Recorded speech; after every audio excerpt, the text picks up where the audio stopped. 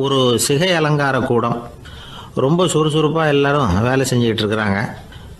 முடி வெட்டிக்க வந்திருக்கிறவங்க நிறைய பேர் எல்லாரும் வரிசையாக உட்காந்துருக்குறாங்க. அந்த சமயத்தில் திடீர்னு கதவை திறந்துக்கிட்டு ஒருத்தர் உள்ளே வர்றார். அவர் ஒரு பெரிய மனிதர். அவரும் முடி வெட்டிக்கிறதுக்காக தான் உள்ளே வந்திருக்கிறார். அவரை பார்த்த உடனே அங்கே வரிசையில் உட்காந்துருந்தவங்க எல்லாரும் எழுந்திரிச்சு அவர்கிட்ட வந்துட்டாங்க. அவரை சுற்றி நின்றுக்கிட்டாங்க. எப்படி இருக்கிறீங்க, நல்லா இருக்கீங்களா அப்படின்னு விசாரிக்க ஆரம்பிச்சிட்டாங்க. எல்லாம் முடிஞ்சதும் வந்தவர் கேட்டார், வரிசையில் கடைசியாக இருக்கிறவர் யார் அப்படின்னு கேட்டார். ஏன்னு கேட்டாங்க. நான் அதுக்கு அடுத்தபடியாக உட்காரணும், அதுக்காக தான் கேட்குறேன் அப்படின்னார். உடனே அங்கே இருந்தவங்கள்லாம் என்ன சொன்னாங்க தெரியுமா? நீங்கள் வரிசையில் காத்திருக்கக்கூடாது, நீங்கள் அரசாங்கத்தின் தலைவர், உங்களுக்கு நேரம் முக்கியம், அதனால் நீங்கள் முன்னாடி போங்க அப்படின்னு சொன்னாங்க. ஆனால் அதை அவர் கேட்கல. தோழர்களே, உங்களுடைய கருத்துக்கு ரொம்ப நன்றி. எல்லாரும் வரிசையாக தான் வரணும், அதுதான் முறை. வரிசையில் வரணுங்கிற நடைமுறையை நானும் பின்பற்ற விரும்புகிறேன். நாம் எல்லாரும் சமமானவர்கள் அப்படின்னார். இப்படி சொல்லிவிட்டு வரிசையில் கடைசியாக இருந்த ஒரு நாற்காலியில் போய் உட்காந்துக்கிட்டார். தன் சட்டை பையில் இருந்த ஒரு செய்தித்தாளை எடுத்தார், படிக்க ஆரம்பிச்சிட்டார். ஆனால் அங்கே இருந்தவங்களால இதை பார்த்துக்கிட்டு சும்மா இருக்க முடியல. ஒருத்தர் எழுந்திரிச்சு வந்தார். ஐயா, இப்போ என்னுடைய முறை வந்திருக்குது, நான் தான் போக வேண்டிய முறை. உங்களை இங்கே காத்திருக்க வைக்கிறத விட ஒரு 5 ஆண்டுகளுக்கு கூட நான் முடி வெட்டிக்காமே இருந்துட முடியும் அப்படின்னார். அவர் மறுபடியும் சொன்னார், ஐயா, நீங்கள் வரிசை முறையை தாண்டி போக விருப்பப்படல, சரி, ஆனால் என்னுடைய முறையை மாற்றி கொடுக்கறதுக்கு எனக்கு முழு உரிமை இருக்குது. இதுக்கு பதிலாக உங்களுடைய கடைசி இடத்த நான் எடுத்துக்கிறேன், இதை நீங்கள் மறுக்க முடியாதுன்னார். அங்கே இருந்த மற்றவங்களும் இதை ஒரு மனசாக வற்புறுத்த ஆரம்பிச்சிட்டாங்க. அந்த பெரிய மனிதர் பார்த்தார், சரின்னு கடைசியாக ஒத்துக்கிட்டார். அவர் யார் தெரியுமா? அவர் தான் மாவீரர் லெனின். ரஷ்யாவில் கிரெம்ளின் சிகை அலங்கார கூடத்தில் தான் இது நடந்தது. எல்லாரும் இந்நாட்டு மன்னர்கள்னு வாயளவில் பேசுகிறதுல என்ன பிரயோஜனம்? நாம் எல்லாரும் சமங்கிறத நடைமுறையில் கடைபிடிச்சி காட்டினவங்க கொஞ்சம் பேர் தான். அவங்களில் ஒருத்தர் தான் லெனின். வரிசையில் நின்று வர்றதுங்கிறது ஒரு சிறந்த பண்பு, உயர்ந்த பண்பு. இன்றைக்கி பல இடங்களில் அது நமக்கு தேவைப்படுது. ஒரு ரேஷன் கடை வாசல், கடை திறக்கிறதுக்கு முன்னாடியே எல்லாரும் வரிசையில் நின்றுட்டாங்க. கடைசியாக வந்த ஒருத்தர் க்யூவில் முன்னாடி போகிறதுக்கு முயற்சி பண்ணுறார். ஏற்கனவே நின்றுட்டு இருக்கிறவங்க அவரை முன்னாடி போகிறதுக்கு விட மாட்டேங்கிறாங்க. கடைசியாக போய் நில்லையா அப்படின்னு எல்லாரும் கத்துறாங்க. அதை அவர் காதில் வாங்கலை. முண்டி அடிச்சுக்கிட்டு முன்னாடி போகிறதுக்கே முயற்சி பண்ணிகிட்டு இருக்கிறார். எல்லாரும் சேர்ந்து அவரை வலுக்கட்டாயமாக இழுத்து கொண்டாந்து பின்னாடி கொண்டு போய் நிறுத்திவிட்டு சொன்னாங்க, இதை பாருப்பா, நாங்கள் இருக்கிற வரைக்கும் நீங்கள் முன்னாடி போய் எதையும் வாங்க முடியாது, தெரிஞ்சுக்கோ அப்படின்னாங்க. இப்போ அந்த ஆள் சொன்னாராம், நான் இங்கே பின்னாடி நிற்கிற வரைக்கும் நீங்களும் எதுவும் வாங்க முடியாது அப்படின்னாராம். ஏன்னு கேட்டிருக்கிறாங்க. நான் தான் அந்த கடையை திறக்க வேண்டிய ஆள் அப்படின்னா. ஒரு ஊரில் ஒரு மன்னன் இருந்தான், கொடுங்கோல் மன்னன். நிறைய தொந்தரவு பண்ணிக்கிட்டு இருந்தான். அவன் ஒரு தடவை என்ன பண்ணான் தெரியுமா? ஒரு தப்பும் பண்ணாத ஒரு இளைஞனை பிடிச்சி ஜெயிலில் அடைச்சுட்டான். அந்த பையனோட சொந்தக்காரங்கள்லாம் ராஜா கிட்ட போனாங்க. அவன் ஒரு தவறும் பண்ணலை, அவனை விடுதலை பண்ணுங்க அப்படின்னு கெஞ்சி கேட்டுக்கிட்டாங்க. மன்னன் யோசனை பண்ணான். அந்த இளைஞனை கூப்பிட்டுக்கிட்டு வர சொன்னான். அவனை கொண்டாந்து ராஜா முன்னாடி நிறுத்தினாங்க. இதை பாருப்பா, உன்னை நான் விடுதலை பண்ணுவேன், ஆனால் ஒரு கண்டிஷன். அந்த நிபந்தனையை நீ நிறைவேற்றினா உனக்கு விடுதலை அப்படின்னா மன்னன். சரின்னு ஒத்துக்கிட்டான் பையன். மன்னன் கண்டிஷன் என்னங்கிறத சொன்னான். உங்ககிட்ட ஒரு செம்மறி ஆட்டை கொடுக்க போகிறேன், 1 மாதத்துக்கு அதுக்கு தேவையான தீனியையும் கொடுக்க போகிறேன். 1 மாதம் கழித்து அந்த ஆட்டை எடை போட்டு பார்ப்பேன். அந்த ஆட்டின் எடை கொஞ்சம் கூட கூடி இருக்கக்கூடாது. எடை கூடி இருந்தால் உனக்கு விடுதலை கிடையாது. என்ன சொல்கிற அப்படின்னா. பையனுக்கு ஒன்றும் புரியல, பயமாக போயிட்டுது. குழம்பிக்கிட்டே நின்றுக்கிட்டு இருக்கிறான். சரி, ஒரு நாள் டைம் தரேன், நல்லா யோசனை பண்ணி பார்த்துட்டு நாளைக்கு உன் முடிவை சொல்லு அப்படின்னா மன்னன். பையன் கவலையோடு வெளியில் வந்தான். அங்கே ஒரு பெரியவர் நின்றுக்கிட்டு இருந்தார். அவர்கிட்ட விஷயத்தை சொன்னான். அந்த பெரியவர் இந்த பையனுக்கு காதோட காதாக ஒரு வழியை சொல்லி கொடுத்தார். அதை கேட்டதும் பையன் மறுபடியும் மன்னன் முன்னாடி நின்னா, உங்கள் நிபந்தனையை ஏற்றுக்கிறேன்னு சொன்னான். மன்னன் ஒரு ஆட்டுக்குட்டியையும் அதுக்கு 1 மாதத்துக்கு தேவைப்படுற தீவனத்தையும் கொடுக்கும்படியாக உத்தரவு போட்டான். கொடுத்தாங்க, ஓடிட்டு போயிட்டான். 1 மாதம் தினமும் தவறாமல் அந்த தீவனத்தை ஆட்டுக்குட்டிக்கு போட்டுக்கிட்டு இருக்கிறான். 1 மாதம் கழித்து அந்த ஆட்டை அரண்மனைக்கு ஓட்டிகிட்டு போனான். மன்னன் அதை எடை போட்டு பார்க்குறான், எடை கூடவே இல்லை, அப்படியே தான் இருக்குது. உடனே போட்ட நிபந்தனைப்படி அந்த இளைஞனை விடுதலை பண்ணிவிட்டான். சரி, ஆட்டுக்கு எடை கூடாமல் இருக்கிறதுக்கு அந்த பெரியவர் சொல்லி கொடுத்த யோசனை என்ன அப்படின்னா, அது வேற ஒன்றும் இல்லை. அந்த ஆட்டுக்கு எதிரில் அது கண்ணில் படுற மாதிரி ஒரு ஓனாயை கட்டி போட சொன்னார். அவ்வளவுதான். ஆட்டுக்கு ஓநாய்ங்கிறது பிறவி பகை. ஓநாயை பார்த்தா ஆடு நடுங்க ஆரம்பிச்சிரும், அவ்வளவு பயம். தினமும் அந்த ஆடு பயந்துக்கிட்டே தேனி சாப்பிட்டுது, எடை கூடல. அதுதான் ரகசியம். இது சின்ன பிள்ளைங்களுக்கான ஒரு கதை. இதிலேருந்து தெரிஞ்சுக்க வேண்டிய உண்மை என்னன்னா, நாமெல்லாம் சாப்பிட்றப்ப மனசும் உடம்பும் அமைதியாக இருக்கணும். அப்போ தான் அது உடம்புல ஒட்டும். அவசரத்துலேயும் பயத்துலையும் சாப்பிட்டா அது சரியாக ஜீரணமாகாது. இன்னொரு ராஜா இருந்தார். அவரும் ஒரு இளைஞனை ஜெயிலில் அடைச்சி விட்டார். விடுதலை பண்ணணும்னா ஒரு கண்டிஷன்னார். என்னன்னு கேட்டான். ஒரு ஆட்டுக்குட்டியை அவன் முன்னாடி கொண்டாந்து நிறுத்துவேன், நீ அதுக்கிட்ட ஒரு கேள்வி கேட்கணும், அதுக்கு சரியான பதிலை சொல்லணும். அப்படி செஞ்சுட்டா உனக்கு விடுதலைன்னார். இளைஞன் யோசனை பண்ணி பார்த்தான், சரின்னு ஒத்துக்கிட்டான். அது பிரகாரமே ஆட்டுக்குட்டியை பதில் சொல்ல வச்சுட்டான். என்ன நடந்தது தெரியுமா? ஆட்டுக்குட்டியை கொண்டாந்து நிறுத்தினாங்க. இவன் மெதுவாக அதுக்கிட்ட போனான். அது காதுகிட்ட போய் ஏப்ரலுக்கு அடுத்த மாதம் என்ன மாதம்னு கேட்டான். அது உடனே மேன்னு கத்திச்சு. இவன் விடுதலை ஆகிட்டான். ஒரு நண்பர் வந்தார். ரொம்பவும் இறுக்கமாக உடை அணிஞ்சிருந்தார். அதாவது ஆடைக்குள்ளே அவர் மாட்டிக்கிட்டு இருந்தது மாதிரி தெரிஞ்சது. ஏன் துணி குறைச்சலாக எடுத்துட்டிங்களா அப்படின்னு கேட்டோம். இல்லைங்க, எனக்கு எப்போவுமே இறுக்கமாக உடை அணிகிறது தான் பிடிக்கும் அப்படின்னார். ஒருத்தர் எப்படி உடை அணிகிறார் அப்படிங்கிறத வச்சு அந்த ஆள் எப்படிப்பட்டவர் அப்படிங்கிறத கண்டுபிடிச்சிடலாம். உடை அணிகிற விதம் ஒருத்தருடைய மனநிலையை வெளிப்படுத்துதான். இப்போ இறுக்கமான உடை அணிகிறவங்க பொதுவாக மன நிம்மதி இல்லாதவங்களாக இருப்பாங்களாம், கோபக்காரங்களாக இருப்பாங்களாம். ரொம்ப தொலைதொலைப்பாக ஆடை அணிகிறவங்க இருக்கிறாங்கல்ல, அவங்கெல்லாம் அமைதியான ஆளாக இருப்பாங்களாம், சாந்தமாக இருப்பாங்களாம். இவங்கெல்லாம் போராடுறதுக்கு சரியாக வரமாட்டாங்களாம். இப்படி ஒரு கணிப்பு இருக்குது. அதனால தான் போர் வீரர்களுக்கெல்லாம் இறுக்கமான உடையை தான் கொடுக்கறது வழக்கம். ஆனால் சன்னியாசிகளை பாருங்கள், அவங்களுக்கெல்லாம் ரொம்ப தொலை உடைகள் தான். அவங்கெல்லாம் டைட் பேண்ட் போட்டுக்கிட்டு நிற்க மாட்டாங்க சன்னியாசிகள்லாம்.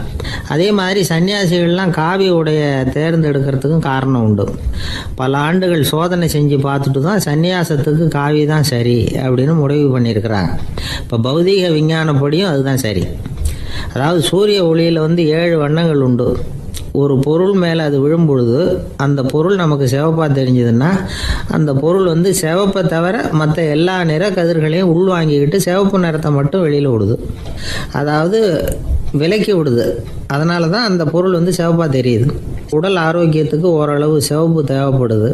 அதனால தான் காவி உடை அணிஞ்சால் சூரிய ஒளி ஓரளவு சிவப்பை விலக்கிவிடும். அதாவது சிவப்பின் பலனும் கிடைக்கும், இந்த சிவப்பின் கெடுதலும் இல்லை அப்படின்னு யோசனை பண்ணாங்க. காவி உதய வேளையின் நிறம். கீழ் வானத்தில் கதிர் உதிக்கிற வேளையில் முதல் ஒளி தோன்றுகிற நேரத்தில் காவி நிறம் தான் கசியும். தியானம் செய்கிறப்போ முதல்ல காணக்கூடிய ஒளி காவி நிறம்தான். தியானத்தின் உச்ச நிலையின் நிறம் நீலம். தியானம் காவி நிறத்தில் ஆரம்பமாகி நீல நிறத்தில் நிறைவடைகிறது அப்படிங்கிறார் ஓஷோ. நீலம் தியான சிகரம், காவி தியான ஆரம்ப குறியீடு, ஒரு சன்னியாசியின் ஆரம்ப தரிசனம் அப்படிங்கிறார் அவர். ஒருத்தர் நாள் பூரா காவி உடையே அணிஞ்சிருந்தா அந்த நிறம் அவருக்கு தியானத்தை பற்றிய நினைவை ஊட்டிக்கிட்டே இருக்கும். இப்படியே ஆடைக்கும் தியானத்துக்கும் இடையில ஒரு தொடர் ஏற்படுது. ஒரு துறவியின் உள்ளார்ந்த பண்பாக அது மாறுது. கடை வீதியில் ஒரு பொருள் வாங்க போகிறோம், அது மறந்துடக்கூடாதுங்கிறதுக்காக ஞாபகம் முடிச்சு போட்டுக்கிறோம். அந்த முடிச்சுக்கும் பொருளுக்கும் தொடர்பு இல்லை. ஆனால் கடை வீதிக்கு போன உடனே அந்த முடிச்சு அந்த பொருளை ஞாபகப்படுத்துது. அதாவது அந்த முடிச்சு ஒரு தொடர்பு அம்சமாக அமையுது. அது மாதிரி தான் காவி உடையும். ஒரு துறவி நடக்கும் பொழுது, சாப்பிடும் பொழுது, குளிக்கும் பொழுது அவருடைய காவி உடை அவருக்கு ஞாபகப்படுத்திக்கிட்டே இருக்கும். அது ஒரு நிலைப்படுத்தப்பட்ட நினைவாக ஞாபக முடிச்சாக மாறிடுது. காவி ஆடை இல்லைன்னா ஒருத்தரால் துறவியாக முடியாதுன்னு அர்த்தம் இல்லை. அதே நேரத்தில் காவி ஆடையால் ஒன்றும் பிரயோஜனம் இல்லை, அதில் ஒன்றும் அர்த்தம் இல்லை அப்படின்னு சொல்லிட முடியாது. இதுதான் உண்மை. இவ்வளவு தூரம் காவி ஆடையை பற்றி சொல்கிறதுனால எல்லாரும் சன்னியாசியாக போடுங்கோ அப்படின்னு நாம் சொல்கிறதாக யாரும் நினச்சிடக்கூடாது. மனசுக்கும் நிறத்துக்கும் உள்ள சம்பந்தத்தை தெரிஞ்சுக்கிறதுக்காக தான் இவ்வளவும். நமக்கு தெரிஞ்ச நண்பர் ஒருத்தர் இருக்கிறார், ஆஃபீஸில் வேலை பார்க்குறவர். ஒவ்வொரு மாதமும் 20ஆம் தேதிக்கு பிறகு அவரை போய் பார்த்தீங்கன்னா காவி உடை அணிஞ்சிக்கிட்டு, கண்ணை மூடிக்கிட்டு, கை ரெண்டையும் விரித்து வச்சுக்கிட்டு தியானத்திலேயே உட்காந்துருப்பார். ஏன் இப்படி பண்ணுறீங்கன்னு கேட்டேன். அதாவது 20ஆம் தேதிக்கு பிறகு என் கையில் ஒரு பைசா கூட கிடையாது, ஒரு சன்னியாசி லெவலில் இருக்கிறேன், என்கிட்ட எதுவும் செலவுக்கு கேட்காத அப்படின்னு என் மனைவிக்கு நான் சூக்காக உணர்த்துறதுக்காக அப்படி உட்காந்துருப்பேன் அப்படின்னு விளக்கம் கொடுக்குறார் அவர். ஊருக்கு வெளியில் அமைதியான ஒரு இடம், அங்கே ஒரு ஆசிரமம், அங்கே ஒரு சாமியார். அவர் தினமும் நல்ல போதனைகள்லாம் செய்வார். பல பேர் போய் அங்கேயே சில நாள் தங்கி இருந்து அவர் சொல்கிற அறிவுரைகளை எல்லாம் கேட்டுக்கிட்டு வர்றது வழக்கம். ஒரு தடவை அவரை பார்த்துட்டு போகிறதுக்காக 3 வெளியூர் தம்பதிகள் வந்தாங்களாம். அந்த மடத்திலேயே சாப்பிட்டுக்கிட்டு தங்கி இருந்து அவங்களுடைய போதனைகளை கேட்டுக்கிட்டு போகணுங்கிறது அவங்க நோக்கம். காலையில் குளிச்சுட்டு பூஜையில் உட்காந்தார் அந்த சுவாமி. இவங்களும் குளிச்சுட்டு அந்த பூஜையை பார்க்கறதுக்காக அவர் முன்னாடி வந்து உட்காந்தாங்க. பூஜை ஆரம்பமாச்சு. சம்பிரதாயப்படி அது ரொம்ப நேரம் நடந்துக்கிட்டே இருக்குது. இவங்களுக்கு நல்ல பசி இருந்தாலும் இந்த நேரத்தில் அதை எப்படி வெளியில் காட்டிக்கிறது? பேசாமல் இருந்தாங்க. அந்த சுவாமி பூஜையை முடித்தார். அதுக்கப்புறம் பேச ஆரம்பித்தார். பேச்சு அருமையாக தான் இருந்தது, அமிர்தமாக தான் இருந்தது. இருந்தாலும் இவங்களுக்கு இருக்கிற வயிற்று பசி அது சரியாக கவனிக்க விடலை. அந்த சுவாமியே இதை கவனிச்சதா தெரியல. இவங்களுக்கு மனசுக்குள்ள ஒரு எண்ணம், உள்ளே சாப்பாடு தயாராகிட்டு இருக்கும் போல இருக்கு, இந்த பேச்சு முடிஞ்சது நம்மளை உள்ளே அழைச்சிட்டு போய் சாப்பாடு போடுவாங்கன்னு நினைக்கிறோம் அப்படின்னு இவங்களாம் நினச்சிக்கிட்டாங்க. ஆனால் சுவாமி இதை பற்றி எதுவுமே பேசலை, கண்டுக்கலை. ஒரு அம்மாவால் அதுக்கு மேலே சும்மா இருக்க முடியுமா? முடியல. சாப்பாட்டை கவனிக்கலாமா அப்படின்னு சொல்லி மெதுவாக ஆரம்பித்தாங்க. ஓ கவனிக்கலாமே அப்படின்னு உள்ளே அழைச்சிட்டு போனார் சுவாமி. இவங்க ரொம்ப அவசரமாக எழுந்திருச்சு உள்ளே ஓடினாங்க. அங்கே ஒரு மேஜை மேலே ஒரு கிண்ணம் மூடி இருந்தது. ஓ இதுதான் சாப்பாட்டு மேஜை போல இருக்கு, இங்கே சாப்பாடு வந்துடும் அப்படின்னு நினச்சாங்க. உடனே போய் சுற்றி உக்காந்துக்கிட்டாங்க. சுவாமி அந்த கிண்ணத்தை எடுத்து அந்த அம்மா கிட்ட கொடுத்தார். அவங்க அதை வாங்கி மூடியை திறந்து பார்க்குறாங்க. உள்ளே ஒரு சாவி இருக்குது. ஓ சரிதான், இது சமையலறை சாவி போல இருக்கு. அங்கே போய் அதை திறந்து சாப்பாட்டை நாமே எடுத்துக்கிட்டு வந்து இங்கே வச்சுக்கிட்டு சாப்பிடணும் போல இருக்கு அப்படின்னு நினச்சாங்க. சாவி இருக்கு இல்லையா, வாங்க பூட்டு நிறையா காட்டுறேன் அப்படின்னு சுவாமி அவங்கள அழைச்சிட்டு போனார், காட்டினார். இவங்க அந்த அறையை ரொம்ப அவளோட திறந்தாங்க. உள்ளே பார்த்தா அங்கே அரிசி, பருப்பு, விதவிதமான காய்கறி எல்லாம் இருக்குது. சமையலுக்கு வேண்டிய மிளகாய், எண்ணெய், பால், தயிர், நெய் இப்படி எல்லாமே இருக்குது. அடுப்பு, விறகு, நெருப்பு போட்டி அது கூட அங்கே இருக்குது. சாப்பாடு தயாராக இருக்கும்னு நினச்சிக்கிட்டு போனால் இப்படி இருக்குதே அப்படின்னு சொல்லி அதை பார்த்ததும் ரொம்ப சோர்ந்து போட்டாங்க அவங்க. சுவாமி என்ன இது சாப்பாடு இல்லையா அப்படின்னாங்க. அதுதான் சாப்பாட்டுக்கு வேண்டிய எல்லாம் இங்கே இருக்குதே. அடுப்பு மூட்டி நீங்கள் தான் அவங்கவுங்க ருசிக்கு தகுந்த மாதிரி சமைச்சிக்கணும். இந்த சன்னியாசிக்கு எப்படி சமைக்க தெரியும் அப்படின்னு கேட்டார் சுவாமி. சாப்பாடு தயாராக இருக்கும்னு நாங்கள் எதிர்பார்த்தோம் அப்படின்னாங்க. நீங்கள் இப்படி சொல்லுவீங்கன்னு நானும் எதிர்பார்த்தேன். இது வரைக்கும் நான் எவ்வளவோ தத்துவம்லாம் எடுத்து சொன்னேன். எல்லாத்தையும் விட இதுதான் அனுபவபூர்வமான தத்துவம். ஆண்டவன் நமக்கு நல்ல மனசை கொடுத்துருக்குறான், நல்ல வாய்ப்புகளையும் தந்திருக்கிறான். அதையெல்லாம் பயன்படுத்திக்கக்கூடிய மூளையையும் சிந்தனையையும் கொடுத்துருக்குறான். அதனால் அடுப்பை தான் நீங்கள் மூட்டணும். அடுப்பு நீங்கள் தான் மூட்டணும். உங்களுக்கு உகந்ததை நீங்கள் தான் சமைச்சு ருசித்து அனுபவிக்கணும். ஆண்டவனே அதை செஞ்சுக்கிட்டு இருக்க மாட்டான் அப்படின்னாராம் அந்த சுவாமி. நம்முடைய வாழ்க்கையில் பல நல்ல பலன்களை பெறறதுக்கு நாம் தான் முயற்சி பண்ணணும். அதுக்குரிய சூழ்நிலையை தான் ஆண்டவன் கொடுப்பானே தவிர அதை விளக்கறதுக்காக தான் அந்த சுவாமி அப்படி செஞ்சு காட்டியிருக்கிறார். இது ஒரு பெரியவர் இப்படி ஒரு விளக்கம் கொடுத்தார். அதுக்கப்புறம் அந்த 3 தம்பதிகளும் தெளிவடைஞ்சுட்டாங்களாம். நாம் தெளிவடைகிறது எப்போங்கிறது தான் தெரியல அப்படின்னு பல பேர் இதை கேட்டுட்டு சொல்லிட்டு இருக்கிறாங்க. இந்த கதையை நம்முடைய நண்பர் ஒருத்தர்கிட்ட சொன்னேன். அந்த நண்பர் ரொம்ப சந்தோஷப்பட்டார். நீங்கள் சொல்கிறது கரெக்டு சார், ஆனால் நான் அதை விட ஒரு படி மேலே சார். எனக்கெல்லாம் அரிசி, பருப்பு இருக்கிற ரூம் எதுன்னு கையை காட்டிட்டா போதும். உடனே கிண்ணத்துலேருந்து சாவியை எடுத்து கொடுக்கணுங்கிற அவசியம்லாம் இல்லை எனக்கு. அப்புறம் எப்படி ரூமை திறந்துருவீங்க அப்படின்னு கேட்டேன். பூட்டை உடைச்சி திறந்துருவேன், அதுதான் எனக்கு பழக்கம் அப்படிங்கிறார். வாழ்க்கையில் வெற்றி பெற என்ன வழி? இது ஒரு முக்கியமான கேள்வி. இதுக்கு எல்லாரும் பொதுவாக சொல்கிற ஒரு பதில், உழைச்சா வெற்றி பெறலாம் அப்படிங்கிறது தான். வாழ்க்கையில் வெற்றி பெற உழைப்பு மட்டும் இருந்தால் போதாது, நேர்மையும் வேணும் அப்படிங்கிறார் பால் ஹாஃப்மேன். இவர் யார் தெரியுமா? இவர் ஒரு பெரிய பொருளாதார நிபுணர். 2வது உலகப் போர் முடிஞ்ச சமயம் அப்போ இவர் அமெரிக்காவின் நிதி ஆலோசகராக இருந்தார். தன்னுடைய வாழ்க்கையில் நடந்த பழைய நிகழ்ச்சி ஒன்று அவர் சொன்னார். இளம் வயசில் படித்து முடித்ததும் அவர் வேலை தேடிக்கிட்டு இருந்தாராம். அப்போ ஒரு கால்நடை வைத்தியர்கிட்ட போய் வேலை கேட்டிருக்கார். இவர் அங்கே போன சமயத்தில் அந்த டாக்டர் தன்னுடைய பழைய கார் ஒன்றை விற்பனை செய்யறதுக்காக வேற ஒருத்தர்கிட்ட பேரம் பேசிக்கிட்டு இருந்தார். வாங்க வந்தவர் இவர்கிட்ட அந்த காரை பற்றின விவரம்லாம் கேட்டுக்கிட்டு இருந்தார். கார் நல்ல நிலைமையில் இருக்குமா அப்படிங்கிற கவலை அவருக்கு. எல்லா விவரங்களையும் கேட்டுக்கிட்டு அவர் கடைசியாக சொன்னார், டாக்டர், இந்த காரை நீங்களே என்னுடைய ஊருக்கு ஓட்டிகிட்டு வர வேண்டியது.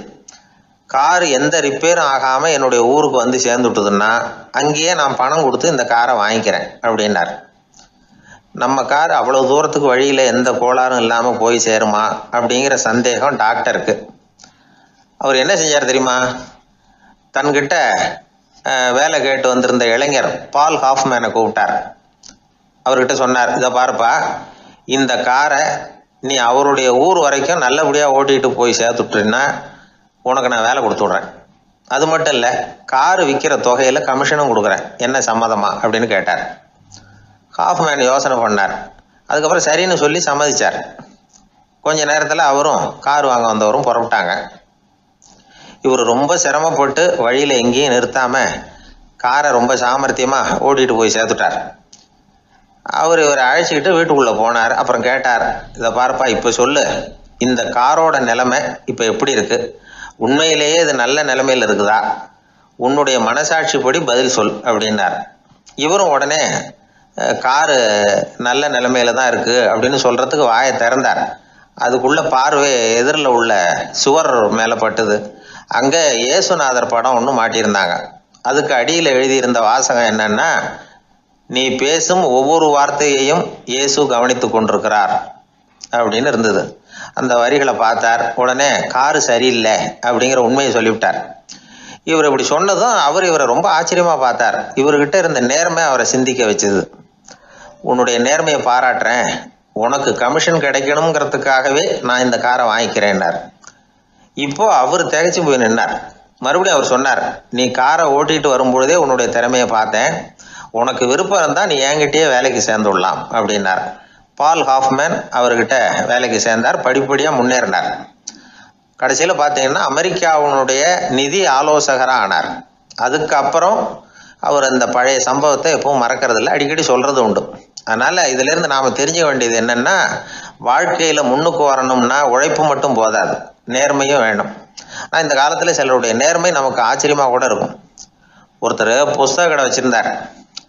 ரொம்ப நேரமாக தேடி ஒரு புத்தகத்தை கையில் எடுத்தார். அதுக்கு பில் போட சொன்னார் அந்த புத்தக கடைக்கு வந்த இன்னொருத்தர்.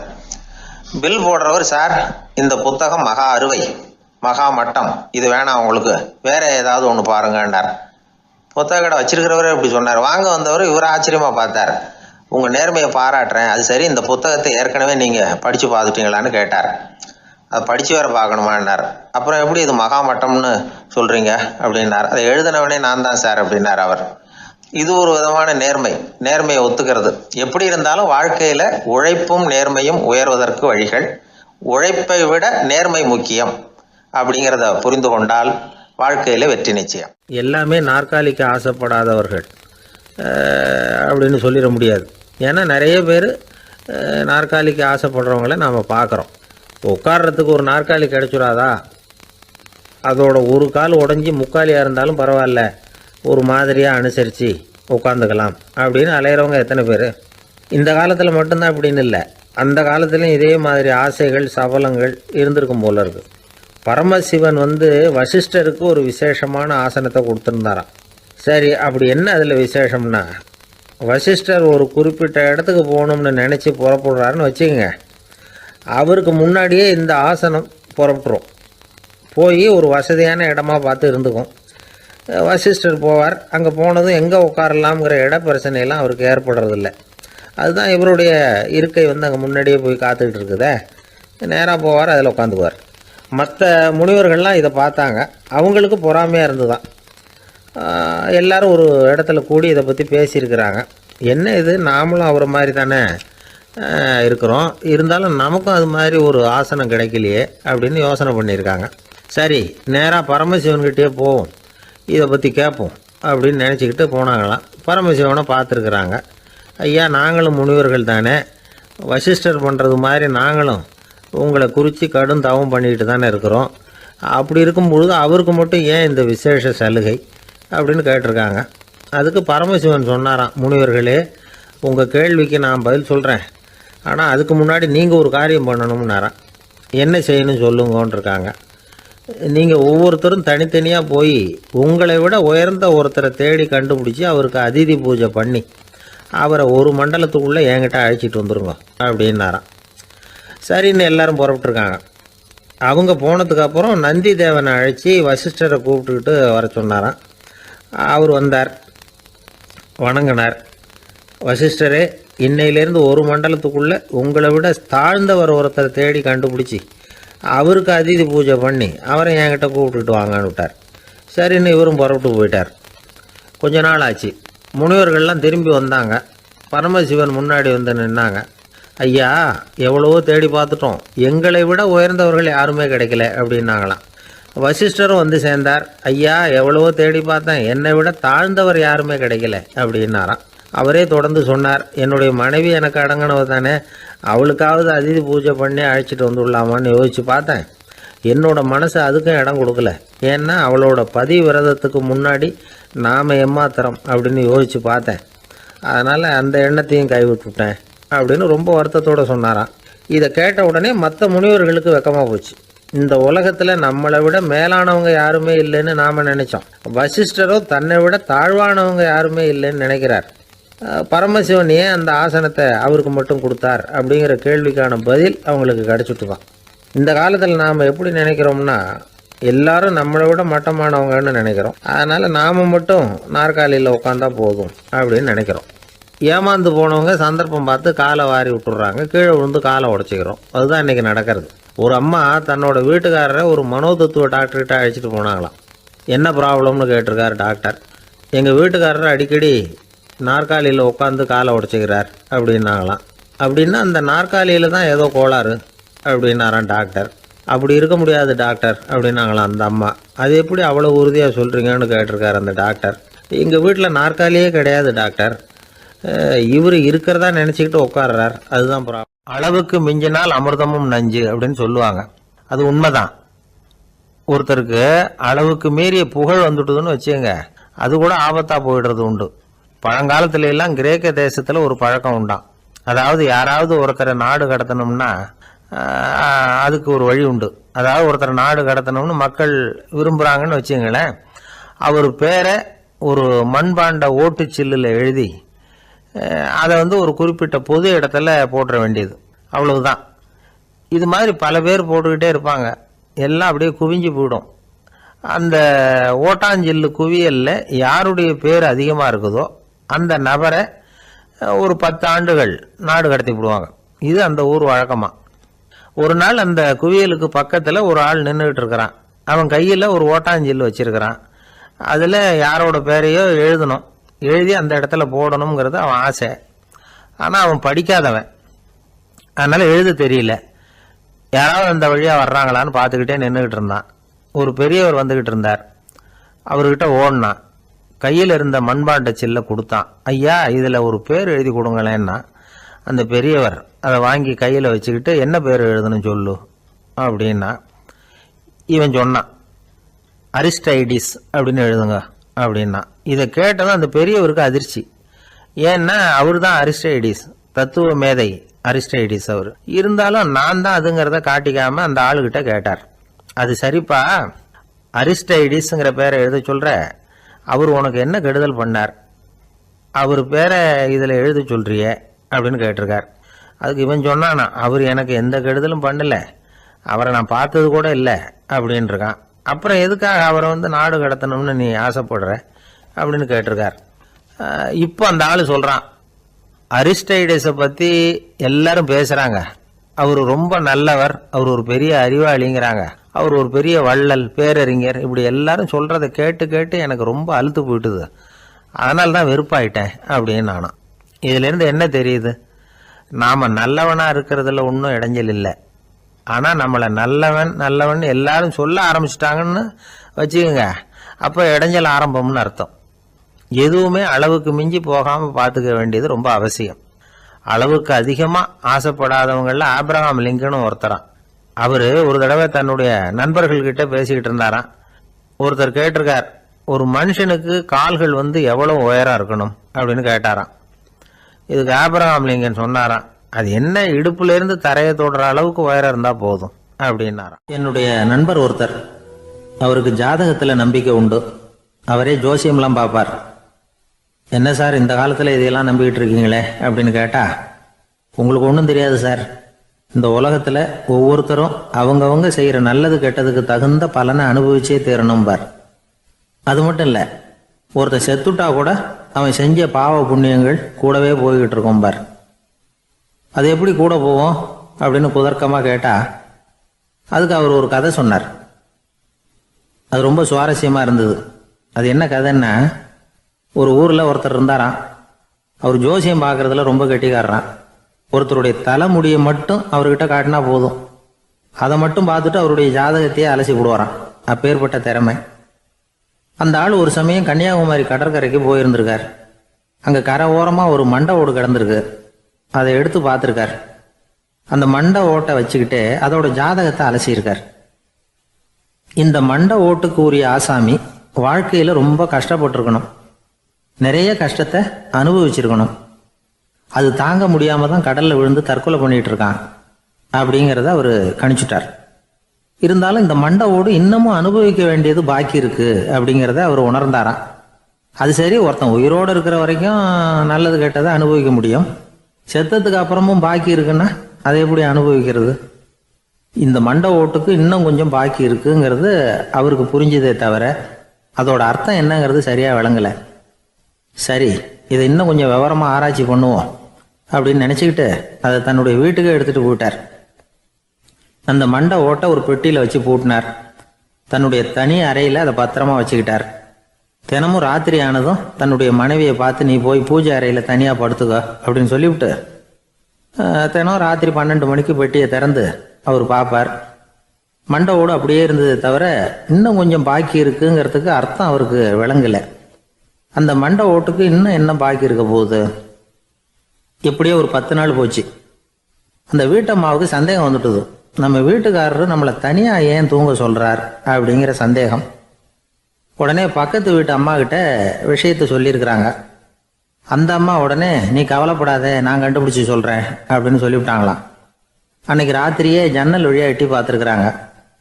இந்த ஆள் மண்டை ஓட்டை கையில் வச்சுக்கிட்டு அது திருப்பி திருப்பி பார்த்துக்கிட்டு இருக்கிறான். அதை பார்த்துட்டாங்க. மறுநாள் காலையில் அவரோட மனைவியை பார்த்தாங்க. ஏம்மா, உன் வீட்டுக்காரருக்கு நீ முதல் மனைவியா 2வது மனைவியா அப்படின்னு கேட்டாங்களாம். எனக்கு தெரிஞ்ச வரைக்கும் நான் ஒருத்தி தான் அவருடைய மனைவி அப்படின்னாங்களாம் அவங்க. அப்படி இல்லை, நீ அவருக்கு 2வது மனைவி. முதல் மனைவியின் மண்டை ஓட்டை தான் அவர் தினமும் ராத்திரியில் எடுத்து பார்த்துக்கிட்டு இருக்கிறார் அப்படின்னாங்க அடுத்த வீட்டு அம்மா. அப்படியா விஷயம் அப்படின்னு சொல்லிவிட்டு கணவன் வீட்டில் இல்லாத நேரமாக பார்த்து அந்த மண்டை ஓட்டை எடுத்து கொண்டாந்து ஒரு உரலில் போட்டு உலக்கையால் குத்தி நொறுக்க ஆரம்பிச்சிட்டாங்க. வெளியில் போயிருந்த அந்த ஆள் அப்போ தான் உள்ளே நுழைஞ்சார். மண்டை ஓடு உலக்கை கிட்ட குத்து வாங்கிக்கிட்டு இருக்கு. அது அனுபவிக்க வேண்டியது இன்னும் கொஞ்சம் பாக்கி இருக்குங்கிறதுக்கு அர்த்தம் எனக்கு இப்போ தான் புரிஞ்சுது அப்படின்னாராம் அவர். இந்த கதையிலேருந்து நாம் இன்னொரு நீதியையும் புரிஞ்சுக்கணும். அதாவது நம்ம வீட்டை பற்றி நமக்கு புரியாததெல்லாம் அடுத்த வீட்டுக்கு. ஒரு ஊரில் ஒரு ராஜா இருந்தார். பெரிய அரண்மனையில் தான் இருக்கிறார். எல்லா வசதியும் இருந்தது. இருந்தாலும் அவர் எல்லாரும் சொல்கிறது எப்படி தெரியுமா, பிச்சைக்கார ராஜா. அப்படி ஒரு பேர் அவருக்கு நிலைச்சி போச்சு. ஜனங்களும் சரி, மற்ற தேசங்களில் உள்ளவங்களும் சரி, அவர் அந்த பேர் சொல்லியே குறிப்பிடுறது வழக்கமாக போட்டுது. இது அவருக்கு ரொம்ப கவலையாக போச்சு. என்ன இது, நம்மளை தேடி வர்றவங்களுக்கெல்லாம் நாம் சோறு போடுறோம், நம்ம புகழ்ந்து பாடல் ஏற்றி கொண்டு வர்ற புலவர்களுக்கெல்லாம் அவங்க எப்படி வந்தாலும் ஒருவேளை சோறு போடணுங்கிறது உத்தரவு. இவ்வளவுலாம் செஞ்சும் நம்மளை போய் பிச்சைக்கார ராஜான்னு எல்லாரும் சொல்கிறாங்களே, அது ஏன், எதுக்காக அப்படி சொல்கிறாங்க?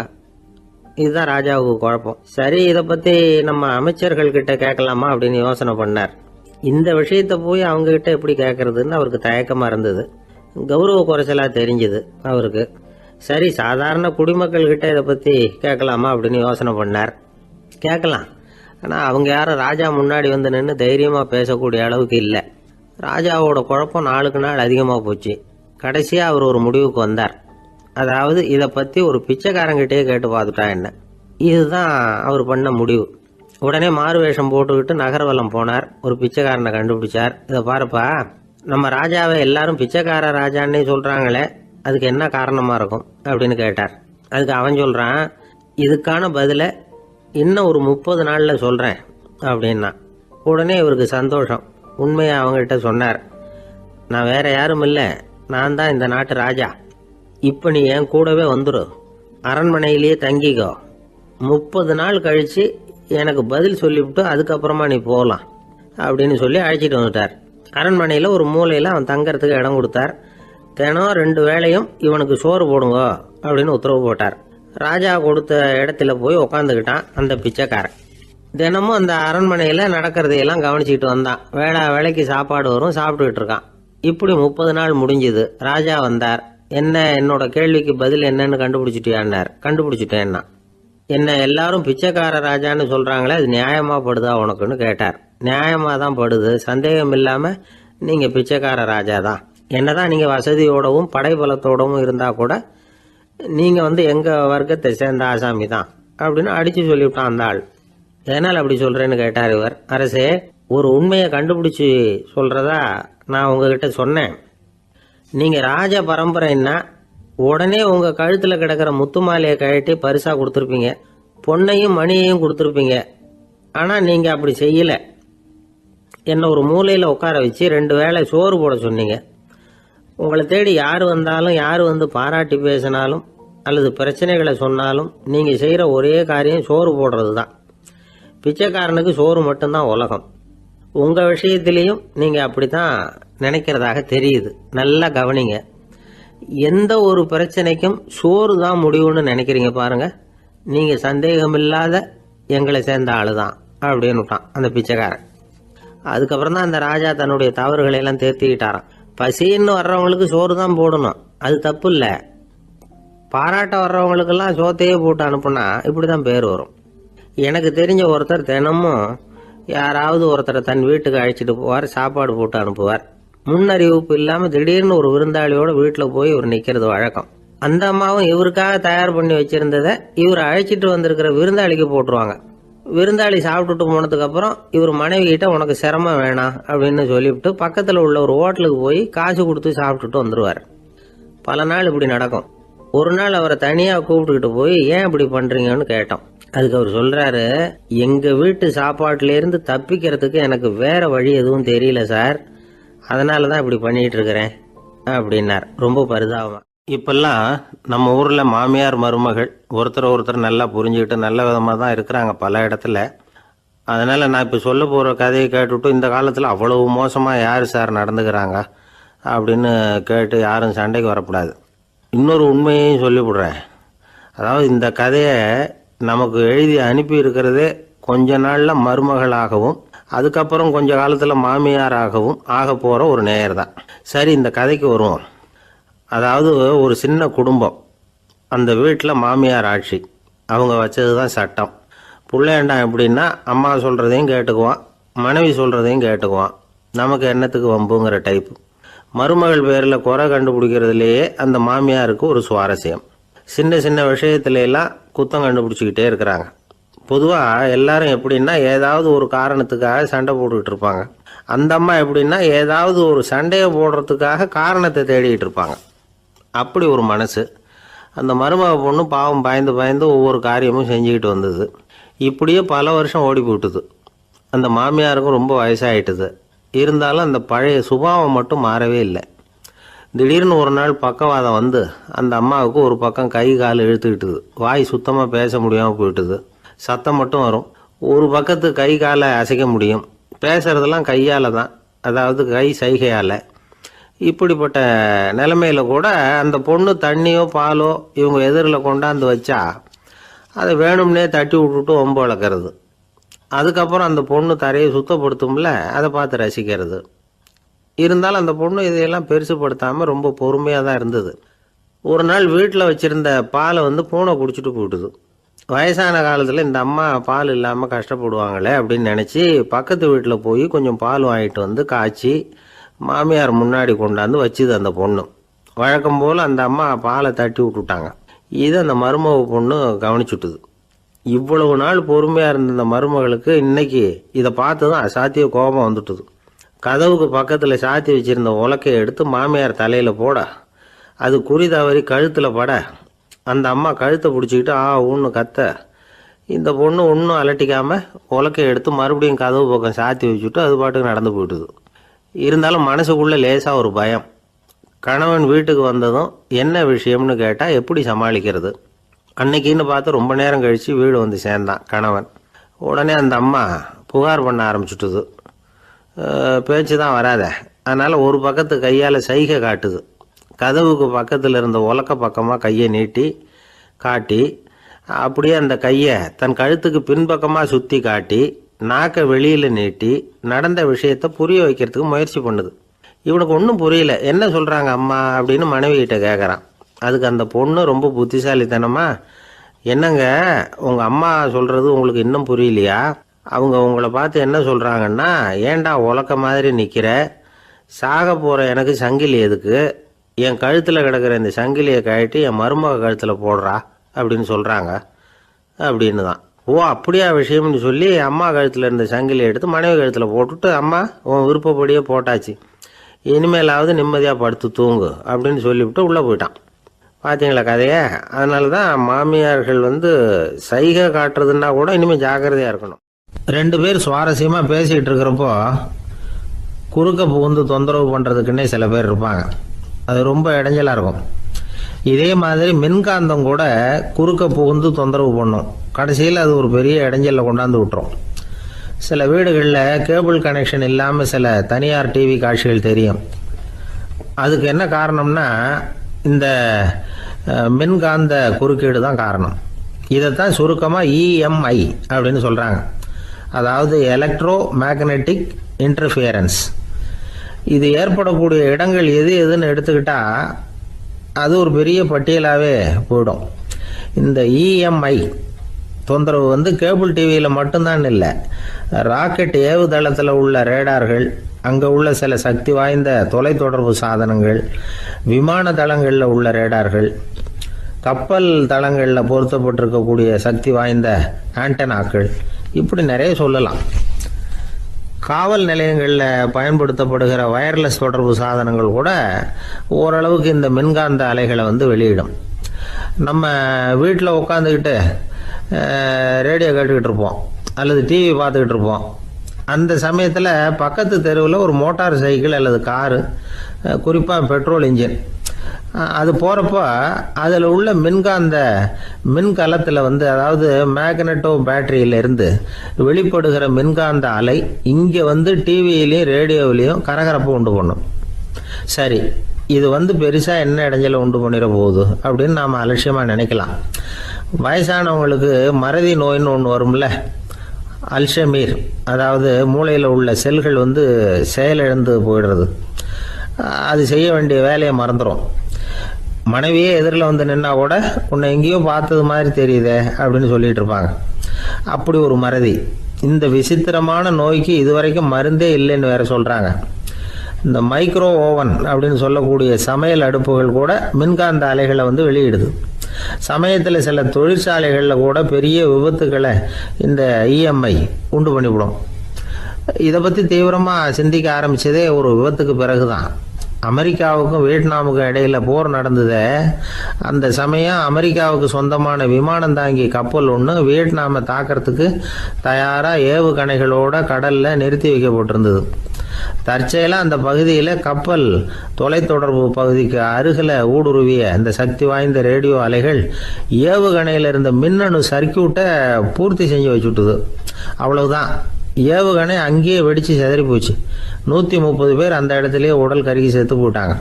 ஏகப்பட்ட பொருள்கள் நாசம். இந்த விபத்துக்கான காரணம் என்னங்கிறத உடனடியாக யாராலையும் கண்டுபிடிக்க முடியல. ரொம்பவும் கடுமையாக முயற்சி பண்ணி கடைசியாக கண்டுபிடிச்சாங்க. இது இந்த இஎம்ஐ வேலை தான் அப்படின்னு. மின்னணு தொலைபேசிகள் இருக்கு. இதில் பேசும்பொழுது நம்ம காதை அதாவது செவியை ஊடுருவக்கூடிய மின்காந்த அலையானது மூளைக்கு போய் அங்கே மூளை கட்டிகளை உருவாக்க ஊக்கம் கொடுக்குது அப்படின்னு வேற கண்டுபிடிச்சிருக்கிறாங்க. இந்த இஎம்ஐ ரொம்ப குறைஞ்ச மின்காந்த அழுத்தத்தில் நமக்கு எந்த பாதிப்பையும் ஏற்படுத்துறதில்லை. மின்காந்த அலைகள் அழுத்தத்தோடு இருக்கிற இடங்களில் ரொம்ப நேரம் இருந்தோம்னா நம்ம உடம்பின் வெப்பநிலை 2 டிகிரி செல்சியஸ் வரைக்கும் அதிகரிக்குதாம். அதனால் வெப்பநிலையை சீராக்கிறதுக்கு இதய துடிப்பும் அதிகரிக்குது. இப்படிலாம் கண்டுபிடிச்சிருக்கிறாங்க. இப்போல்லாம் இந்த மின்காந்த குறுக்கீடுகளை தடுக்கிறது எப்படி அப்படின்னு விஞ்ஞானிகள் யோசனை செய்ய ஆரம்பிச்சிருக்கிறாங்க. இந்த விஷயத்தில் அலட்சியமாக இருந்தோம்னா எதிர்காலத்தில் நிறைய பேருக்கு இந்த ஞாபக மறதி நோய் வந்துடும். அப்புறம் அது ரொம்ப கஷ்டமாக போயிடும். ஒரு குடும்ப தலைவர் தன் மனைவியை பார்த்து, யார் நீ, உன்னை எங்கேயோ பார்த்தது மாதிரி இருக்குதே அப்படின்னு சொல்லிக்கிட்டு இருந்தார். உடனடியாக அவரை போய் பார்த்தேன். வாங்க டாக்டர்கிட்ட போகலாம் அப்படின்னு. அவர் என்னை தனியாக அழைச்சிட்டு போய் காதோட காதாக மெதுவாக சொல்கிறார், இதை பாருப்பா, என் கையில் பணம் இல்லாத போகலாம், அப்படி மறதி நோய் வந்துவிட்டது மாதிரி நடிச்சுக்கிட்டு இருப்பேன், அவ்வளவுதான், அதை நீ கண்டுக்காத அப்படின்னார். ஒரு பெரிய பியானோ கலைஞர் வியன்னாவில் இருந்தார். ரொம்ப புகழ்பெற்ற இசை கலைஞர் அவர். இங்கிலாந்து மகாராணி விக்டோரியா அவருடைய சங்கீதத்தை கேட்கணும்னு ஆசைப்பட்டாங்க. அவரை அரண்மனைக்கு கூப்பிட்டாங்களாம். பியானோ வாசிக்க சொல்லி கேட்டாங்களாம். இவரும் ரொம்ப பிரமாதமாக வாய்ச்சி காட்டியிருக்கார். உடனே பாராட்டி பரிசுகள்லாம் கொடுத்து அனுப்புனாங்களாம். அந்த இசையை கேட்கறதுல அரசிக்கு ரொம்பவும் ஆர்வம் உண்டு. அதனால அதுக்கப்புறமும் அந்த கலைஞர் அடிக்கடி அரண்மனைக்கு வர வேண்டிய அவசியம் ஏற்பட்டது. ஏன்னா அரசி கூப்பிட ஆரம்பிச்சாங்க. இவர் போகணும், அங்கே இசை நிகழ்ச்சி நடத்தணும். இவர் அங்கே பாடி வாசிக்கிறது உண்டு. ஒரு தடவை மகாராணி அவரை பார்த்து, உங்கள் நாட்டு தேசிய கீதம் பாடுங்களேன் அப்படின்னு கேட்டாங்களாம். உடனே அவர் தன்னுடைய நாடான ஆஸ்திரியாவின் தேசிய கீதத்தை பாடியிருக்கிறார். அவர் பாட ஆரம்பித்த உடனே மகாராணி எழுந்திருச்சு நின்னாங்களாம். அதுக்கு மரியாதை செலுத்துகிற நோக்கத்தோட பாட்டு முடிகிற வரைக்கும் அப்படியே நின்றுகிட்டு இருந்தாங்களாம். இதுதான் அந்த அரசியினுடைய பெருந்தன்மை. அதாவது நாட்டுப்பற்றுங்கிறது அந்த அளவுக்கு அப்படி இருக்கணும். இப்படி ஒரு அரசியே நம்ம நாட்டு தேசிய கீதத்துக்கு எழுந்திருச்சு நின்று மரியாதை செலுத்துறாங்க அப்படிங்கிறத புரிஞ்சுக்கும் பொழுது அந்த முதிய கலைஞரின் மகிழ்ச்சிக்கு அளவே இல்லையாம். அதுக்கப்புறம் அந்த பியானோ கலைஞர் ஒரு நாள் தன்னுடைய நண்பர் ஒருத்தர்கிட்ட பேசிக்கிட்டு இருந்தாராம். அப்போ சொன்னாராம், மகாராணியார் எனக்கு எவ்வளவோ பரிசுகள்லாம் கொடுத்துருக்குறாங்க. ஒரு தடவை எனக்கு வைரக்கல் பதித்த அணி ஒன்றை கூட பரிசாக கொடுத்தாங்க. ஆனால் அதை விட உயர்ந்த விலை மதிக்க முடியாத அணி என்ன தெரியுமா? நான் என்னுடைய நாட்டு தேசிய கீதத்தை நான் பாடுறப்போ அவங்க எழுந்திருச்சு நின்று மரியாதை செலுத்தினாங்களே, அதுதான் எனக்கு கிடைச்ச மிகப்பெரிய பரிசு அப்படின்னாராம். எனக்கு தெரிஞ்ச சங்கீத வித்வான் ஒருத்தர் இருக்கார். சமீபத்தில் ஒரு நாள் அவரை பார்த்தேன். எப்படி போயிட்டுருக்கு உங்கள் தொழில் அப்படின்னு கேட்டேன். ரொம்பவும் வித்தியாசமாக போயிட்டுருக்குங்க அப்படின்னார். என்ன சொல்கிறீங்க அப்படின்னு. முன்னாடியெல்லாம் நான் பாடினா எதிரில் இருக்கிறவங்க தான் எழுந்திரிச்சு போயிட்டு இருந்தாங்க. இப்போ எப்படின்னா நான் பாட ஆரம்பிச்சுட்டா உடனே பக்கவாத்தியக்காரனே எழுந்திரிச்சு போயிடுறான் அப்படின்னார் ரொம்ப வேதனையோட. ஒருத்தரை பார்த்து உன்னுடைய நண்பர்கள் யார் அப்படின்னு ஒரு கேள்வி கேட்டு பாருங்க. கொஞ்சம் யோசிச்சு யோசிச்சு பதில் சொல்லுவாங்க. அவங்க கிட்டேயே உன்னுடைய எதிரிகள் யார் அப்படின்னு கேளுங்க, கடகடன்னு ஒப்பிச்சிருவாங்க. நம்ம மனசு இருக்க அது எப்படின்னா, நம்ம நண்பர்களை விட எதிரிகளை அது நல்லா ஞாபகத்தில் வச்சுக்கும். இது ஒரு ஆச்சரியமான உண்மை. உங்களால் நண்பர்களை மறந்துட முடியும், ஆனால் எதிரிகளை மறந்துட முடியாது. இது ஒரு வேடிக்கையான நிலைமை தான். அழகான தருணங்களை நாம் ஏன் மறந்துடுறோம்? இது இயற்கை. ஏன்னா நம்ம மனசு மலர்களை கவனிக்கிறது இல்லை, அதில் இருக்கிற முள்ளை தான் கவனிக்குது. தன்னை காயப்படுத்துகிற எதையும் அது உடனே கண்டுகொள்ளுது. ஒரு தெளிந்த சிந்தனையுடைய மனசு மிக அழகாக உள்ள எல்லாத்தையும் கவனிக்கும். அது நன்றியுடன் உணரக்கூடிய எல்லாத்தையும் பார்த்து குறிச்சிக்கும். இப்படிப்பட்டவங்க வாழ்க்கை இயல்பாகவே நல்லா அமையும். அது ரொம்ப அபூர்வம். மனசில் உள்ள ஒரு சிறிய அமைப்பை மாற்றுவதை பொறுத்து தான் இந்த விஷயம் அப்படிங்கிறார் ஓஷோ. ஒரு யூத கோவில் இருந்து தான், அது யூதர்களின் மடமாகவும் இருந்தது. அங்கே ஒரு தலைமை குரு, அவர் ரொம்ப கண்டிப்பானவர். அந்த கோவிலை ஒட்டி ஒரு தோட்டம். ஒரு நாள் காலையில் அந்த தோட்டத்தில் 2 இளம் யூதர்கள் நடந்து போய்கிட்டு இருக்கிறாங்க. காலையில் 1 மணி நேரம், மாலையில் 1 மணி நேரம் அவங்க அந்த தோட்டத்தில் நடக்கிறதுக்கு அனுமதி உண்டு. மற்ற நேரங்களில் அவங்க மத புத்தகங்களை படிக்கணும், பிற விதிமுறைகளை கடைபிடிக்கணும். அந்த 2 பேருமே தொடர்ந்து புகைப்பிடிக்கிற பழக்கம் உள்ளவங்க. ஆனால் கோவில் மடத்தில் இருக்கிறப்போ அவங்க புகைப்பிடிக்க முடியாது, அது கடுமையான குற்றம்.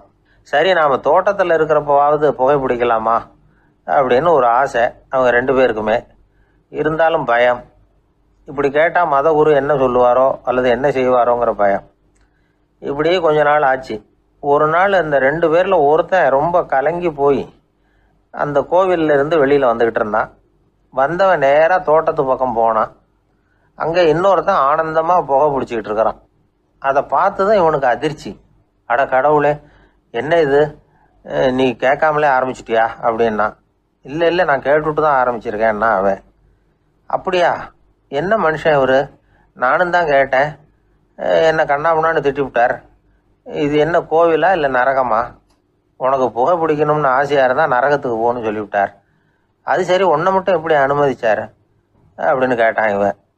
அவன் சிரிச்சுக்கிட்டே, நீ எப்படி கேட்ட சொல்லு அப்படின்னா, நாம் இந்த தோட்டத்துக்கு வர அனுமதிக்கப்பட்டிருக்கிறதே ஜபத்துக்காகத்தானே, அதனால் நான் ஜபம் சொல்லும் பொழுது புகை பிடிக்கலாமா அப்படின்னு கேட்டேன்.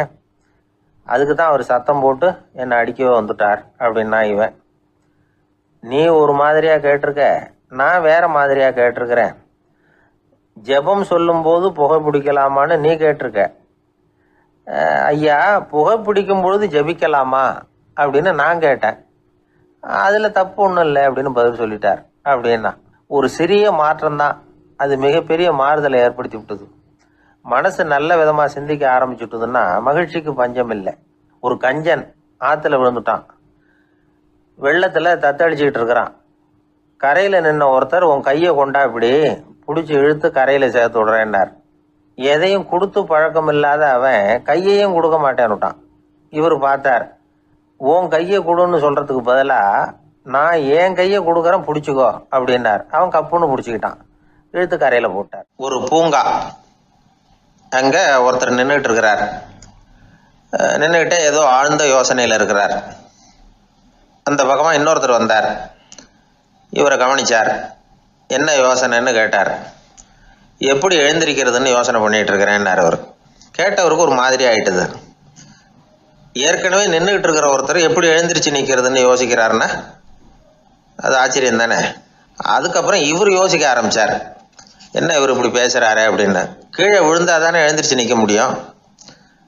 அதனால் எழுந்திரிக்கணும்னு நினைக்கிறவங்க முதல்ல கீழே விழணும். இவர் முதல்ல கீழே விழணும், அதுக்கப்புறம் தான் எழுந்திருக்கிறது எப்படின்னு சிந்திக்க முடியும்.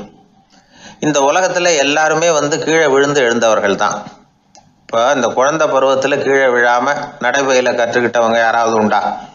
சின்ன வயசில் ஒரு தடவை கூட கீழே விழலை சார், அப்படியே பிறந்தார் வளர்ந்தார் பெரியவர் ஆயிட்டார் அப்படின்னு யாரையும் சொல்ல முடியாது. அதனால் மனுஷங்கிறவன் விழுந்து புரண்டு எழுந்து தான் நடக்க கற்றுக்கிறான். ஒரு உண்மையை நாம் எல்லாரும் புரிஞ்சுக்கணும். இந்த உலகத்தில் தவறு செய்யாத மனிதர்களே யாரும் கிடையாது. அப்படி இருக்கிறப்போ எப்போதாவது நாம் தவறு பண்ணிவிட்டோம்னா அதுக்காக மனசு உடஞ்சி போயிடக்கூடாது, வாழ்க்கையில் வெறுப்பு வந்துடக்கூடாது. ஒரு தவறு நடந்துவிட்டுதா அதுக்காக மனசு உடஞ்சி போடாதீங்க, அதை ஒரு பாடமாக எடுத்துக்கங்க. அதே தவறு மறுபடியும் நடக்காமல் வேணும்னா பார்த்துக்கலாம், அது போதும். தடைக்கல்ல படிக்கல்லாம் மாற்றிக்கணும், இதுதான் இதில் முக்கியம். ஒரு அலுவலகம், அங்கே ஒரு அதிகாரி, அவர் உயர்ந்த பதவியில் இருந்தார், சிறந்த நிர்வாகின்னு பேர் வாங்கினவர். அவர் தனக்கு கீழே வேலை செய்கிறவங்க கிட்டெல்லாம் சொல்லுவாராம், இந்த நிறுவனத்தில் நீங்கள் எத்தனை தடவை வேணும்னாலும் தவறுகள் செய்யலாம், ஆனால் ஒரே விஷயம் என்னென்னா ஒரே தவறை மறுபடியும் செய்யக்கூடாது, அது முக்கியம் அப்படிம்பாராம். இதை மேம்போக்காக பார்த்தா அவர் ஏதோ தன்னுடைய ஊழியர்களை தவறு செய்ய தூண்டுறது மாதிரி தெரியும். ஆனால் உண்மை அப்படி இல்லை. இன்னைக்கு என்ன நடக்குது தெரியுமா? அநேகமாக எல்லா மனிதர்களுமே ஒரே தவறை தான் மறுபடியும் மறுபடியும் செய்கிறாங்க. விளையாட்டு வீரர்கள் ஒரே மாதிரியான தவறுகளை திரும்ப திரும்ப செய்கிறது உண்டு. கணக்கு எழுதுகிறவங்கள பாருங்கள், ஒரே தப்பை மறுபடியும் மறுபடியும் செய்வாங்க. அலுவலகம் வருகிறவர்களை கவனிங்க, ஒரு நாள் தாமதமாக வந்தால் பரவாயில்ல, தினமும் தாமதமாக வருவாங்க. இது மாதிரி செய்த தவறையே திரும்ப திரும்ப செய்கிறதுக்கு என்ன காரணம் அப்படின்னா சோம்பல், ஞாபக மறதி, கவனக்குறைவு, தன்னுடைய திறமை பேரில் அளவுக்கு மீறிய நம்பிக்கை, இப்படி இதில் ஏதாவது ஒரு காரணமாக இருக்கலாம் அப்படிங்கிறாங்க இது பற்றி ஆய்வு செய்கிற வல்லுநர்கள். ஒரு தடவை செஞ்ச தவிர மறுபடியும் செய்கிறது இல்லைன்னு முடிவு செஞ்சுக்கிட்டு அதை செயல்படுத்த கற்றுக்கணும், அது போதும், வாழ்க்கை வெற்றிகரமாக அமையும் அப்படிங்கிறாங்க அந்த அனுபவசாலிகள். அதனால் வெற்றிகரமாக வாழ்க்கையில் நடைபோட விரும்பும் இளைஞர்கள் தவிர்க்க வேண்டியது என்னென்னா, முதல்ல சோம்பலை தவிருங்கள், சுறுசுறுப்பாக இயங்குங்கள் அப்படிங்கிறது அவங்க அறிவுரை. ரெண்டாவது ஞாபக மறதி, எந்த செயல்லையும் ஈடுபாடு வேணும், அக்கறை வேணும். மூணாவது கவனக்குறைவு, எதையும் அலட்சியப்படுத்தக்கூடாது. நாலாவது என்னால் முடியாது, எதுவுமே கிடையாது அப்படிங்கிற அளவுக்கு மீறிய நம்பிக்கை, அது ஆபத்தில் கொண்டு போய் விட்டுரும். அதனால் முதல் தவறு உங்களுக்கு ஒரு பாடமாக அமையணும். ஒரு மனிதர் அவர் தன்னுடைய 2 காதுலையும் கட்டு போட்டுக்கிட்டு வந்தார். அவருடைய நண்பர் அதை கவனிச்சுட்டார். என்ன சார் ஆச்சு, 2 காதுலையும் கட்டு போட்டுருக்கீங்களே அப்படின்னு விசாரிச்சார். ஒன்றுமில்லை சார், வீட்டில் ரொம்ப ஆர்வமாக டிவியில் கிரிக்கெட் மேட்ச் பார்த்துக்கிட்டு இருந்தேன். அப்போது என்னுடைய மனைவி துணிகளுக்கு அயர்ன் பண்ணிக்கிட்டு இருந்தாங்க. அயர்ன் பாக்ஸை அப்படியே வச்சுட்டு அடுப்பங்கரைக்கு போயிட்டாங்க. அந்த சமயம் பார்த்து டெலிஃபோன் பண்ணி அடிச்சுது. அவசரமாக ஓடி போய் அதை எடுத்து காதில் வச்சேன். அப்போ தான் தெரியும் அது அயர்ன் பாக்ஸுங்கிற விஷயம். சூடாக இருந்ததா, சுட்டு விட்டுது அப்படின்னாரு. 1 காது சரி சார், 2 காதும் ஏன் அப்படி ஆச்சு அப்படின்னு கேட்டார். அதே ஆள் மறுபடியும் ஃபோன் பண்ணான் சார் அப்படின்னாரு இவர். எவ்வளோ தூரம் யோசிச்சிருப்பார் பாருங்க. அதனால் ஒரு தவறு மறுபடியும் நடக்கக்கூடாது. முதல் தவறு உங்களுக்கு ஒரு பாடமாக அமையட்டும் அப்படிங்கிறது தான் இதிலிருந்து நாம் தெரிந்து கொள்ள வேண்டிய கருத்து. அதனால் தவறுகள் அதெல்லாம் தடைக்கெல்லாம் நினைக்க வேண்டாம், படிக்கெல்லாம் நினைப்போம். அப்படி நினைச்சோம்னா வாழ்க்கையில் வெற்றி நிச்சயம். ஒரு ராஜா இருந்தார். அவர் ஒரு பெரிய கோயில் கட்டினார். பல ஊர்கள்லேருந்து சிற்பிகள்லாம் கொண்டுகிட்டு வந்தார். அழகழகா சிற்பங்களை செய்ய சொன்னார். ஊரில் உள்ள ஜனங்களும் கோயில் கட்டுறதுக்கு அவங்களால முடிஞ்ச உதவியை செஞ்சாங்க. ராத்திரி பகலா வேலை நடக்குது. கோயில் கொஞ்சம் கொஞ்சமாக வசந்துக்கிட்டே வந்துட்டுது. அந்த ஊரில் ஒரு வயசான அம்மா இருந்தாங்க, ரொம்ப ஏழை. அவங்களுக்கு மனசுக்குள்ள ஒரு உறுத்தல், இந்த ஊரில் எல்லாரும் இந்த கோவில் கட்டுறதுக்கு அவங்களால முடிஞ்ச உதவியை பண்ணிட்டு இருக்கிறாங்க, நம்மளால ஒன்றும் பண்ண முடியலையே அப்படின்னு நினச்சி கவலைப்பட்டாங்க. அவங்களுக்கு மனசு கேட்கல, ஏதாவது செய்யணும் நம்மளால முடிஞ்சது அப்படின்னு யோசனை பண்ணாங்க. நல்ல வெயில் நேரத்தில் சிற்பிகள்லாம் ரொம்ப சிரமப்பட்டு சிலை வடிச்சுக்கிட்டு இருக்கிறாங்கல்ல, அவங்களுக்கு அந்த நேரம் தாகம் எடுக்குமே. அதனால சிரமப்பட்டு ஒரு குடத்துல தண்ணியை எடுத்துக்கிட்டு அதை இடுப்புல வச்சுக்கிட்டு மெதுவாக கொண்டுகிட்டு அங்கே போகிறது அப்படின்னு முடிவு பண்ணிட்டு அந்த அம்மா போச்சு. அங்கே போய் வேலை செய்கிறவங்களுக்கு தாகம் எடுக்கிறப்போலாம் ஒரு கோவலையில் தண்ணியை எடுத்து கொடுத்துக்கிட்டு இருக்கிறது. இப்படியே பண்ண ஆரம்பிச்சுட்டு அந்த அம்மா. ஏதோ அந்த அம்மாவால் முடிஞ்ச ஒரு சின்ன உதவி இது. இப்படி கொஞ்சம் கொஞ்சமாக வேலை நடந்தது. கோபுரம் வசந்தது, எல்லா வேலையும் முடிஞ்சது. இனிமே கடைசியாக கற்ப கிரகத்தின் மேலே விமானம் அமைக்க வேண்டியது தான் பாக்கி. அந்த வேலையும் ஆரம்பமாச்சு. அந்த சிற்பிகள்லேயே அனுபவசாலியான ஒருத்தர் இந்த அம்மாவை தேடிட்டு வந்தார். பாட்டி, உங்ககிட்ட இருக்கிற ஏதாவது ஒரு பொருளை கொடுங்க, அந்த விமானத்தில் வைக்கலாம் அப்படின்னு நாங்கள் நினைக்கிறோம் அப்படின்னார். இந்த அம்மாவுக்கு ஒன்றும் புரியல. ஏதாவது இருந்தாவில் கொடுக்கலாம், எதுவும் இல்லையே, என்ன பண்ணுறது யோசனை பண்ணாங்க. இதை பாருப்பா, என்கிட்ட என்ன இருக்கு, இந்த வாசப்படியில் கிடக்குது, இந்த கல்லு தான் இருக்குது, வேணும்னா இதை எடுத்துட்டு போங்க அப்படின்னாங்க. உடனே அந்த கல்லை பேர்த்து எடுத்துட்டு போயிட்டாங்க அவங்க. அங்கே போய் பார்த்தா என்ன ஆச்சரியம், அந்த விமானத்து உச்சியில கலசங்களை அமைக்கிறதுக்கான பிரம்ம எந்திரத்தை மூடுற கருங்கல் ஒன்று தேவையா இருந்தது. இவங்க எடுத்துட்டு போன கல்லு அதுக்கு ரொம்ப பொருத்தமா அமைஞ்சு போச்சு. ஏதோ அதுக்காகவே அளவெடுத்து செஞ்சது மாதிரி அமைஞ்சுட்டுது. அந்த கல்லையே அங்கே அப்படியே பதிச்சுட்டாங்க. ஒரு வழியா கோவிலை கட்டி முடிச்சாங்க. அடுத்தது கும்பாபிஷேகம், அதுவும் ரொம்ப சிறப்பா கோலாகலமா நடந்து முடிஞ்சது. இவ்வளவையும் பார்த்த அந்த ராஜாவுக்கு மனசுக்குள்ள ரொம்ப பெருமையா இருந்தது. இவ்வளவு பெருசா இந்த கோவில் உருவாகிறதுக்கும் இவ்வளவு சிறப்பா இந்த விழா நடக்கிறதுக்கும் நாம தானே காரணம் அப்படின்னு மனசுக்குள்ள நினைச்சுக்கிட்டார். இப்படி நினைச்சுக்கிட்டே அன்னைக்கு ராத்திரி அரண்மனையில படுத்து தூங்கினார். உடனே ஒரு கனவு. ஆண்டவனே அந்த ராஜாவோட கனவுல வந்தார். ராஜா ஆண்டவனை வணங்கினார். இறைவா, உங்களுக்காக நான் கட்டியிருக்கிற கோவில் எப்படி இருக்குது, நல்லா இருக்குதா அப்படின்னு கேட்டார் ராஜா. அதுக்கு இறைவன் சொன்ன பதில் என்ன தெரியுமா, நீ கட்டின கோவில்ல அந்த கிழவியோட நிழல்ல நான் சுகமா இருக்கிறேன் அப்படின்னாராம். இப்படி சொல்லிவிட்டு கடவுள் மறைஞ்சுட்டார். கனவு கலைஞ்சுது. ராஜா விசாரிச்சார், யார் அந்த கிழவி அப்படின்னு. எல்லாரும் விவரத்தை சொன்னாங்க. அப்பதான் ராஜா நினைச்சு பார்த்தார், இந்த கோவிலை நானே கட்டினதாக ரொம்ப பெருமைப்பட்டுக்கிட்டேன். ஆனா அந்த வயசான அம்மா வீட்டு வாசல்ல கிடந்த கல்லு அது இறைவனுக்கு சுகமான நிழல் கொடுக்கறதாக சொல்றாரு அப்படிங்கறத எண்ணி பார்த்தார். நான்கிற எண்ணம் நழுவி போயிட்டு தான். கோபுரம் எவ்வளவு பெருசுங்கிறது முக்கியம் இல்ல, குணம் எவ்வளவு பெருசுங்கிறது தான் முக்கியம். அந்த வயசான அம்மா நம்ம நாட்டுல வாழறது தான் நமக்கு உண்மையான பெருமை அப்படின்னு நினைச்சாராம் ராஜா. இந்த காலத்திலயும் ஒரு ஊர்ல ஒரு கோவில் கட்டினாங்க. எல்லா ஜனங்களும் அவங்களால முடிஞ்சதை செஞ்சாங்க. நம்மால் ஒருத்தன் அந்த திருப்பணி குழு தலைவரை போய் பார்த்தான். நான் ஏதாவது ஒத்துழைக்கணுமா ஐயா அப்படின்னு ரொம்ப பணிவா கேட்டான். திருப்பணி குழு தலைவர் சொன்னார், இத பாருப்பா, இந்த கோவில் கட்டி முடிக்கிற வரைக்கும் உன்னுடைய ஒத்துழைப்பு எதுவும் தேவையில்லை. கட்டி முடிச்சு கும்பாபிஷேகம் ஆனதுக்கு அப்புறம் தான் உன்னுடைய ஒத்துழைப்பு ரொம்ப அவசியம்.